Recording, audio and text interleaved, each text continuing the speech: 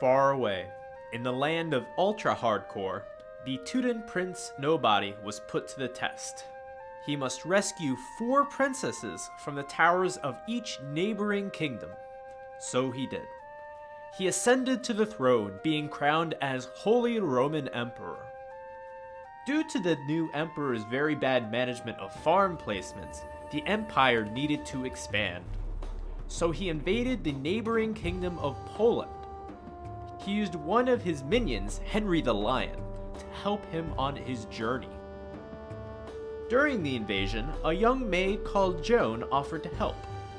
2 knights escorting her, Joan de Metz and Bertrand, offered too. Henry's greediness led him to betray his Holy Majesty.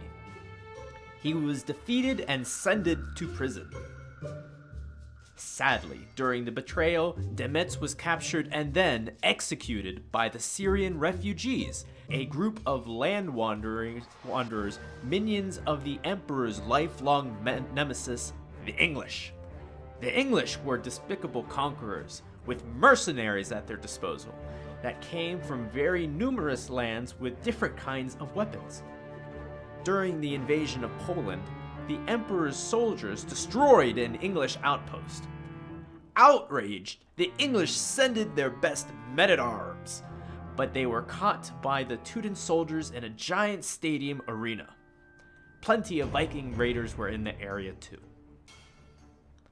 After the successful invasion, the emperor and Joan looked forward south to the mighty kingdom of Lombardy, which capital Milan was undefeatable. Milan was the capital of all of ultra-hardcore land.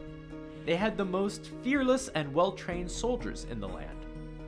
The objective was the heart itself of the city, the cathedral castle, where the king and his holy court commanded the whole land. An excellent leader, William Wallace, traveled from far away with his army to help the Holy Roman Emperor on a noble cause.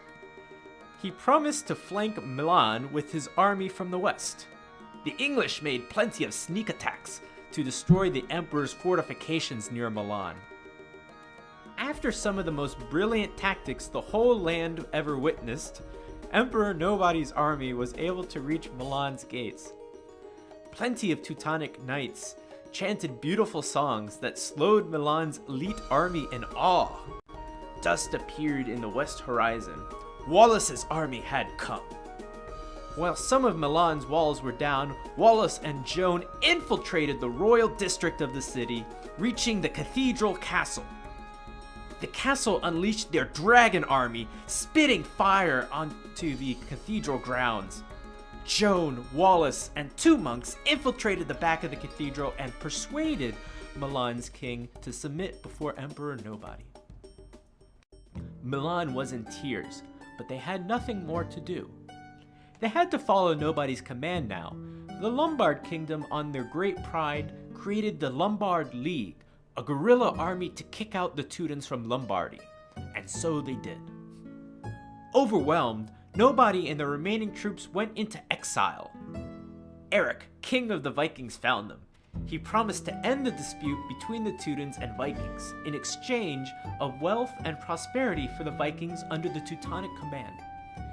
And so Eric led Emperor Nobody to the Viking lands, where the Teutons could rearm the troops.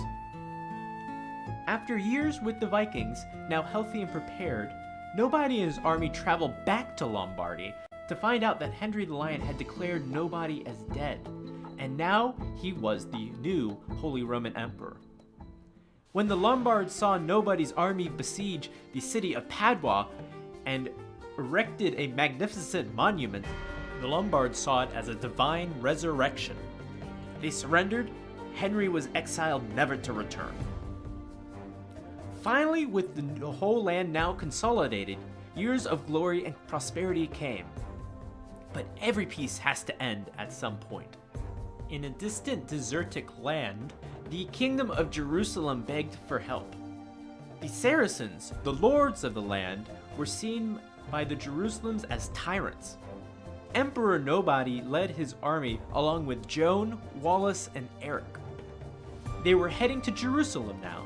After a perilous journey across the sea and crossing through the hot deserts and local hostile fortifications, the emperor reached a hospitaller camp located on an oasis.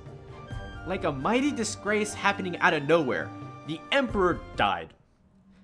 The army was devastated. No one knew how he died. When they recovered his body in the oasis, some said he drowned while swimming. Others say he died due to exhaustion. One thing was for sure, the emperor was going to reach Jerusalem to finish the job. Wallace spoke to the remaining army. They were not going to die in the sand. They were going to fight for what they perceived as tyranny. The army led by Wallace built a giant fortification. Hordes of Saracens and other hostile locals swarmed the fortress. Nobody's noble and strengthened army was able to push back the invaders. After capturing the local city of Damascus in a giant final battle, Saracen forces fled the province. Nobody's body, safely treasured in a humble pickle barrel on a cart, reached Jerusalem's Saracen temple with his lifelong army, where he was placed and buried. His work was done. So it might come as a surprise that that entire script was based off a series of comments left on the finale of the Barbarossa Ultra Hardcore campaign. You can check it out yourself, where I provide a little screenshot here, but I always read your comments and it always inspires me to make new content. So please do, if you ever enjoy a video, please let me know. It's comments like this that really let me enjoy the work that I do and really make me feel like I have a impact on this community, even as a smaller YouTube channel. So thank you so much to everyone who has supported me through liking, commenting, and sharing on these links. It really, really is appreciated. And I can't wait to give you guys the next upcoming series soon, so stay tuned.